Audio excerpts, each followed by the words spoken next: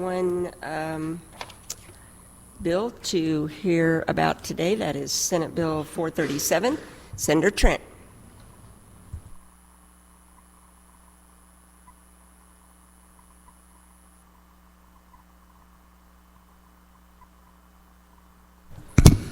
Thank you, Madam Chair, members of the committee. Curtis Trent, representing Senate District 20.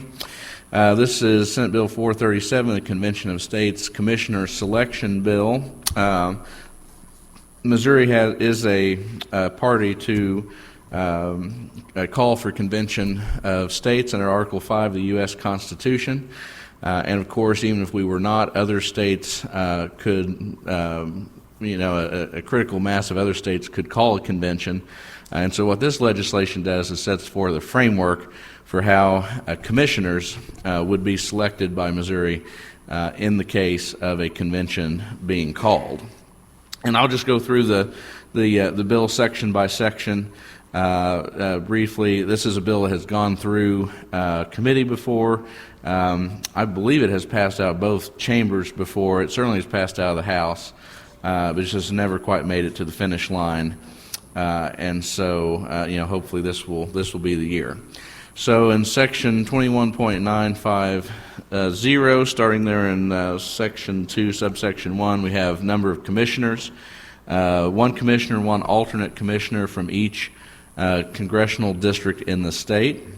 Next, qualifications of commissioners in subsection 2 must be a citizen of Missouri, including elected officials who hold the qualifications of a Missouri state representative, but who are not either members of the United States Senate or House of Representatives, an employee of the United States, an employee of a contractor of the United States, or an elected official holding a statewide office. And additionally, commissioners shall be bound by the rule of ethics applicable to the Missouri General Assembly. Next, the selection of commissioners in subsection 3. The General Assembly will adopt by concurrent resolution the commissioners and alternates that meet the qualifications. Both commissioners and alternates, at least 1/3 of them, shall not be sitting members of the General Assembly. And next section, subsection 4, selection of a chair and quorum. The majority of commissioners shall constitute a quorum. No proxies will be delegated, and commissioners shall select a chair to administer the work of the commission. We have a faithful commissioner requirement. I think this is really key piece there in section 3, subsection 1. Commissioners shall, by oath or affirmation, faithfully discharge their duties according to the instructions of the General Assembly, act within the scope of the convention application, and notify the General Assembly Joint Legislative Committee of any violation of faithfulness by any commissioner.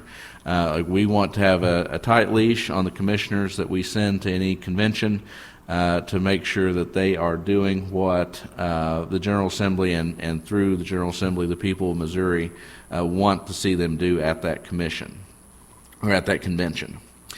Next are General Assembly instructions. So prior to any convention that is called, the General Assembly will consider recommended commissioner instructions, which to include rules and procedures, and other such instructions, which include but are not limited to instructing commissioners to only support a one state, one vote rule, and instructing commissioners that a simple majority vote of their members shall constitute a vote for the state of Missouri at the convention. Next, invalid acts in section 3, subsection 3. Any act by the commissioners that conflicts with either the instructions of the General Assembly's adopted concurrent resolutions or any limitations identified in Missouri's application for the convention are unauthorized and therefore declared void. So this will be overseen by a joint legislative committee of the General Assembly, which is discussed in section 4, subsection 1. At the time of an Article 5 convention, the General Assembly shall create a joint legislative committee for the purposes of this section. The joint committee would be comprised of 5 members of the House, 5 members of the Senate, appointed by the Speaker and the Pro Tem, respectively, and composed of 3 majority members and 2 minority members of both bodies. The Joint Committee shall originate 3 eligible commissioner candidates and 3 eligible alternate candidates from each congressional district, which would then be considered by the Joint Committee and the full General Assembly. The Joint Committee can recommend by majority vote commissioner instructions for the consideration of the full General Assembly. Revocation of commissioner authority. In Section 4, Subsection 2, the Joint Committee may recall and revoke the authority of any commissioner. Any attempt by a commissioner to cast an unauthorized vote under this section would result in revocation of that commissioner's authority. Any recalled commissioner would be replaced by one of the selected alternates. The Joint Committee is tasked with investigating any notice that a commissioner could be acting faithlessly and take action to ensure that all commissioners remain faithful to the terms of the application for the convention and the General Assembly's adopted instructions. The General Assembly may also supersede the Joint Committee, and that's specified in subsection 3. By concurrent resolution, the General Assembly can supersede any action of the Joint Committee, recall commissioners, appoint new commissioners, or alternates. So ultimately, the General Assembly is in the driver's seat. The Joint Committee is authorized to conduct business by electronic communication. It just seems prudent given the nature of the world as it exists right now. And we also have a catch-all authorization in the final subsection, or Section 5, that the General Assembly can retains the power to conform by concurrent resolution the provisions of this section to any rules or procedures or other requirements from the convention itself under the terms that convention might be called, since we are also trying to deal with not just the convention that Missouri is already a signatory to, but also other conventions that could arise in the future. I think this is important to set out a framework like this now before a convention is called, and we're in the middle of trying to do that. Like, the goal is to have a neutral framework that sets forth expectations so that, if and when a convention is called, the General Assembly is not trying to make these rules up as it goes along, because the rules presumably, I think it's not unreasonable to think that if we were making it up as we went along, there would be the political considerations of whatever the call was that would influence how this framework would be created, and so creating it ahead of time in a neutral way that's designed to maintain control over the commissioners and maintain control over the process by the General Assembly, I think is highly warranted. I'd be happy to answer any questions that the committee has on this proposal. So we've been talking about this for a long time. I've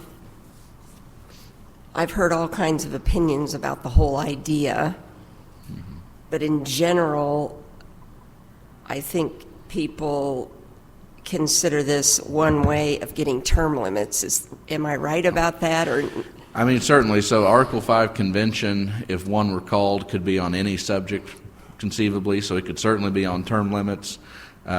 It could be on other issues as well.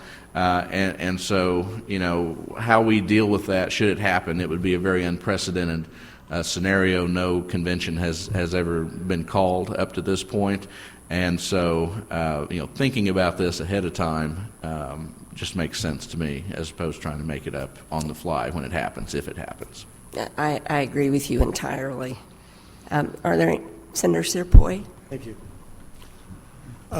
So, did we already make the call for a convention? We have. I think, as I recall, it was a few years ago, we are signatories to a call for convention for balanced budget, term limits, and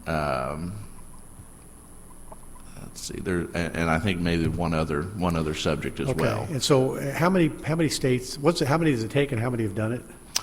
I've got some witnesses here that can probably give you the specific details on how many states have done it.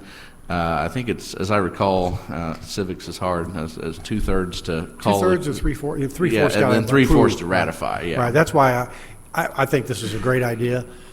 I just think that, I mean, the red states we outnumber because they're one state, one vote, but it takes 3/4, which means 13 states can kill anything. So Yeah. I think term limits is about the only thing we could get through there if we ever actually had the convention. So Yeah, very possible. one thing I'd ask too is they send anything to the states, put a time on it, 20 years or something to ratify it, because like the Equal Rights Amendment's still hanging out there, and it kind of frightens me sometimes.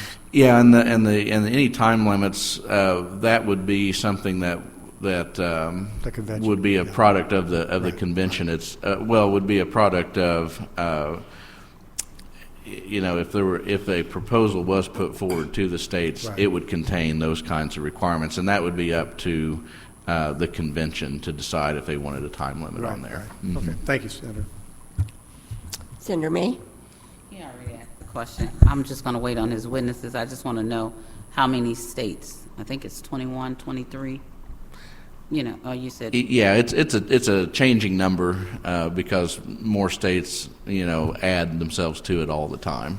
So Calling for a I think convention. my witnesses will probably have the best chance of having the latest numbers on that. Well, at this climate, do you think if we call for a convention, I think it'll be the end of the United States? Well, this framework is part of our attempt to make sure that if we ever do get in a convention that doesn't happen, because making sure that the convention doesn't go beyond the scope of the call is very important. You don't want a runaway convention. Under this framework, the General Assembly could prevent any commissioners from Missouri of going beyond that call and participating in a runaway convention. Thank you. Any other? Seeing none, are there witnesses here in support?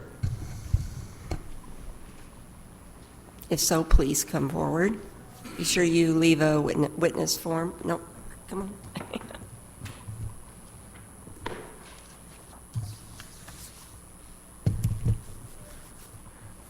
First, I want to thank the senators for allowing me to speak here today. My name is Maury Martinez. I am one of the Missouri Convention of State Legislative Liaison. I've been doing this now for quite a few years, and the reason that I've been doing this is because I have been very scared that United States can become another Cuba. And I think that the only solution that we got is convention of a state. And right now we need 34 states to go to a convention. Right now there's 19 that decide to go to the convention, and Missouri is one of them. And the bill, the SB467, is so that you guys are the one to determine who's going to go to the convention, and you guys are the one that tell the commissioners how to vote. And that's what is so important. I'm an 82-year-old man, and I'm not doing it for me. I'm doing it for my children, my grandchildren, my great-grandchildren. I'm for your children and your grandchildren. Right now, I'm writing my biography. And hopefully, the United States will never become a communist country. But if it does, I want my children to see that I have done something for my country. So please help me save my country. Thank Any you. questions? Any questions? Seeing none, thank you. I understand your concerns. Thank you for being willing to testify. Next witness in support?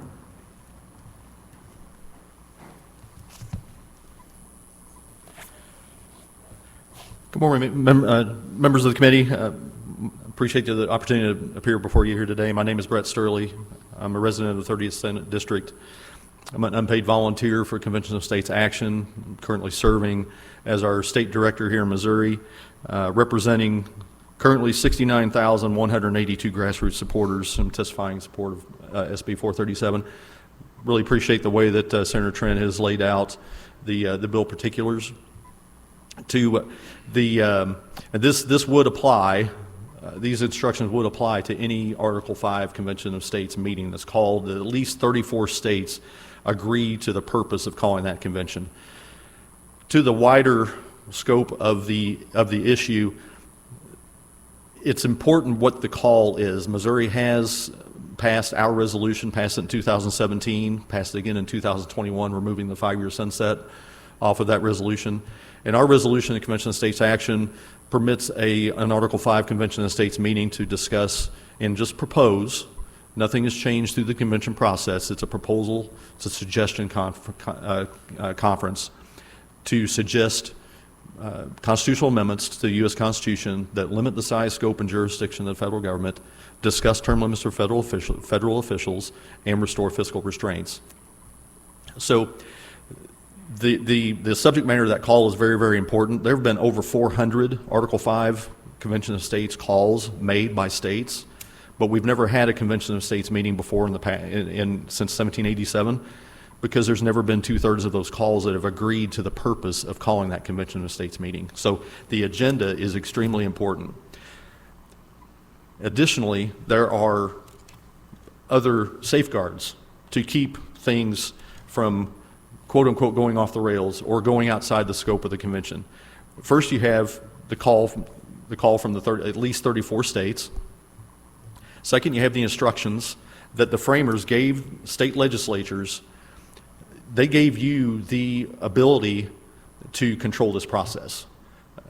In the 1787 convention, got to September 15th, George Mason rose and said, we have a real problem with this document. We've been discussing since May how to keep the federal government from encroaching on federal liberty, on individual liberty. But we don't have a process to where the state legislatures can amend this document if the federal government goes outside of its scope.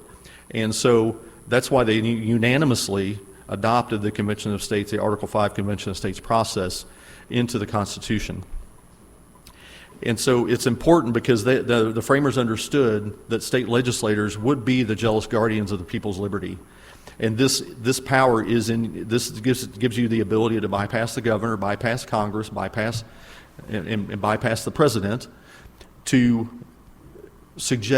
make suggestions to all the states of remedies and changes that you would like to see to our governing document that would limit the scope. It doesn't expand the scope of the document. This is a limiting convention. And so I would just encourage you to take the lead in this, and this is an opportunity for Missouri to lead. As Marty said, 19 states have passed our resolution, our Article 5 resolution. There are others out there, but they have aggregation problems. We're the furthest down the road. We have passed, just last week, we passed in committees in Wyoming, in Kansas, in Iowa, and in New Hampshire.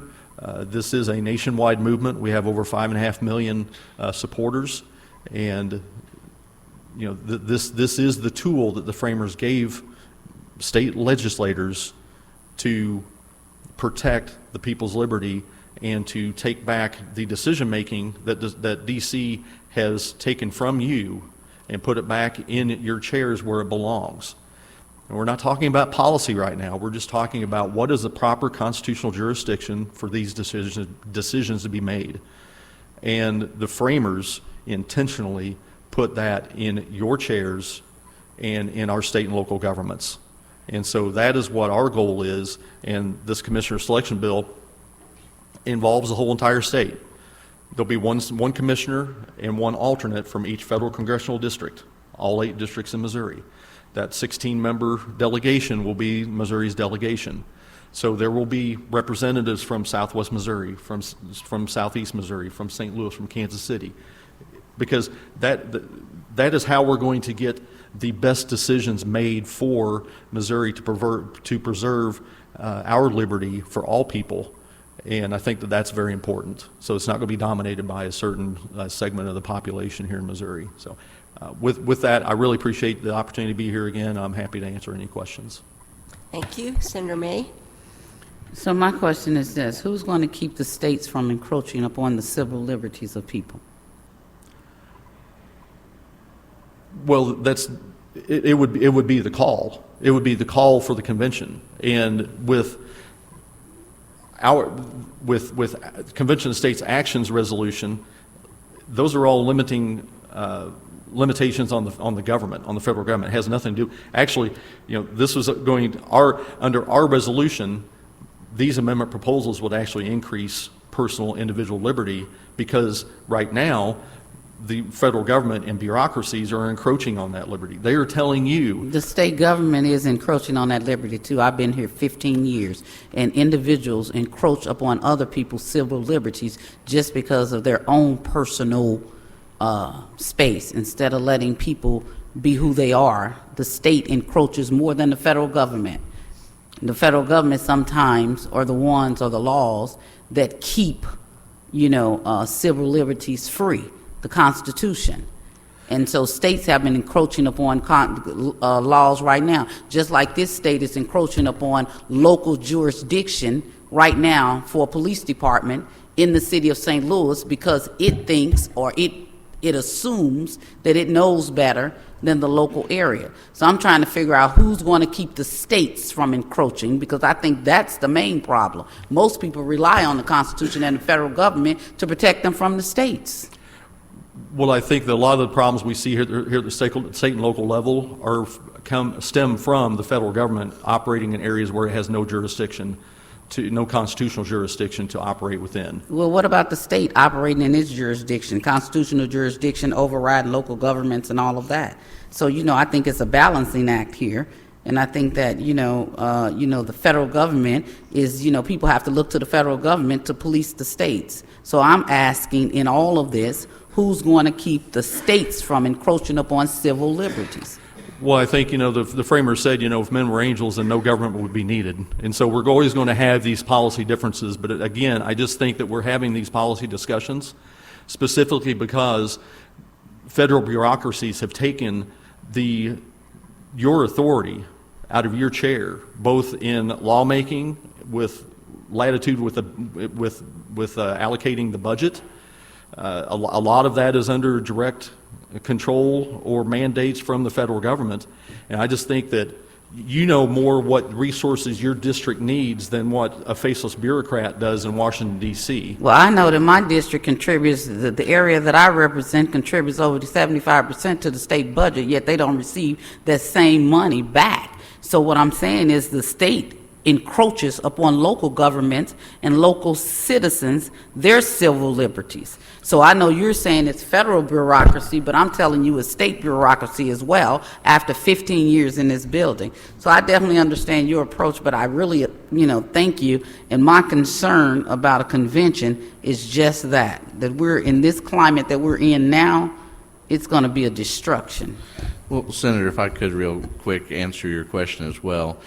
This particular bill deals with how the General Assembly would control commissioners that went to a convention. And so that would be our opportunity if we felt like the convention were doing something that was harmful to our civil liberties or to our state, we would be able to exert control through the General Assembly to instruct those commissioners to protect our liberties there. And Senator, I wish that I had all the answers. I really do. Nobody does. But I just think that having this conversation in a constitutional venue is extremely important. And at the end of the day, this is in your control. This is in the state legislature's control of how this process goes forward and through the ratification process as well. And I would argue that the reason why we're having these discussions that we're having here right now is because we've not had a Convention of States meeting. The states have not, previous to now, they have not drawn that line in the sand and said, federal government here and no further. We're going to push back. This is our jurisdiction that you've encroached upon. And I think the reason why we have not, the reason why we're having these discussions is we have not done this. The states have not taken their authority back from the federal government. Thank you. Any other questions? Thank you for your testimony. Excuse me. Anyone else here to testify in favor? Anyone here to testify in opposition? Anyone for informational purposes only? Seeing none, Senator, you're recognized to close. Thank you, Madam Chairman. Just very appreciative of the committee for its consideration and its time here today. Thank you. Thank you. This concludes the items I have on my agenda. Do I hear a motion to adjourn? Second. All those in favor say aye. Opposed, same sign. Thank you.